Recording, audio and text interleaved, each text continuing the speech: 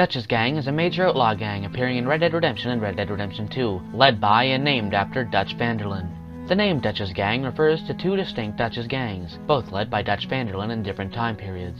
You and your friend there, the professor? We're gonna kill the both of you. Why you want to do a thing like that? I don't know. Sport, I guess.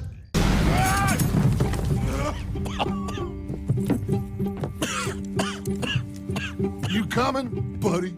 The original gang, called the Van der Linde Gang, in which John Marston, Bill Williamson, Javier Escuela, and Arthur Morgan were a part of during the late 1800s to early 1900s. Ladies and gentlemen, this is a robbery. Sons of Dutch. And the gang active in the early 1910s, which was made up of mostly Native Americans.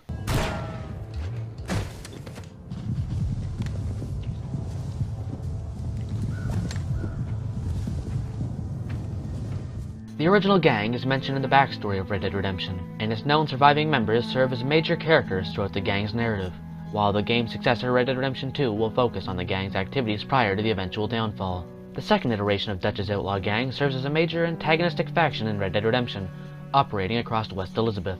Dutch Van der Linde's first known gang operated during the late 1800s until 1906. The gang was called the Van der Linde Gang. By 1899, the group was so notorious that its members were wanted by the law in at least 3 different states. Do you have my bag? Always, Dutch. The known members of this outlaw gang consisted of Dutch himself, Bill Williamson, Javier Escuela, John Marston, Arthur Morgan, Micah Bell, Charles Smith, Hosea Matthews, and a prostitute named Abigail, who serviced the gang. Listen to me. We don't want to kill any of you. But trust me, we will. Wake them up a little! The gang was notorious and feared across West Elizabeth, as well as the western states. They committed murders, extorted people, and robbed banks, although they gave much of the money they stole to the poor. Over the years, they robbed over 40 banks in total. At one point, John jovially comments, "They told us there was a prize when we got to 50. Dutch Van der Linde seems to have been almost a father figure to the gang. Certainly, he is credited with taking in and raising Marston and Abigail, after the 2 youngsters ran from their orphanages. You know, gentlemen, this man here, oh, he married a whore. Used to ride with us. We all had her. Oh, but he married her. And you know that makes him a better man than us. He's a better man. Have the girl, John. Easy, Dutch. She's a parting gift from me. Dutch's transcendental philosophy and paternal approach imbued the gang with a strong sense of loyalty and cohesion, almost a family quality. For years, the gang terrorized the West until the fateful day of the botched bank robbery in 1906. Details are missing, but it is known that the gang tried robbing a boat or a bank, which led to the government agents and law attacking the gang. There was a shootout and John was wounded. The gang made it out of the bank, but John was left for dead. He was recovered shortly afterwards and retired from the gang along with Abigail and their children. Hello, sir. Come here. How you been?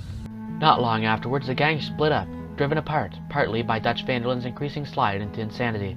Now, would you kindly send that academic out here so we can show him what we really think about the art of anthropology? Williamson left to start his own gang. Dutch always said you were an arrogant son of a bitch. I guess he was about right. And Escuela escaped from the government into Mexico, where he later became a hitman for Colonel Agustin Allende of the Mexican Army. I can give you a bill. In Dutch. Dutch is in Colombia. I can take you straight to him. You left me to die? Whoa. To save your own skin, and now you expect me to care about you? You got it all wrong, brother. I've always loved you. Dutch simply vanished before making himself known again in 1911. John would later be strong-armed into hunting down his former surviving gang members for Edgar Ross of the Bureau of Investigation, which would later result in every surviving gang member being killed, including John himself. My whole life, all I ever did was fight. Then give up, Dutch. But I can't give up, neither. I can't fight my own nature. That's a paradox, John. You see? Then I have to shoot you. When I'm gone, they'll just find another monster.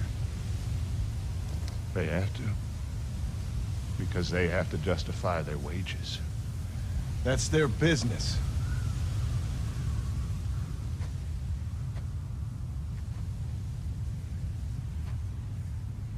Our time has passed, John. That has been everything we know about Dutch's gang in Red Dead Redemption. Come back after the release of Red Dead Redemption 2 for more information about Dutch's gang.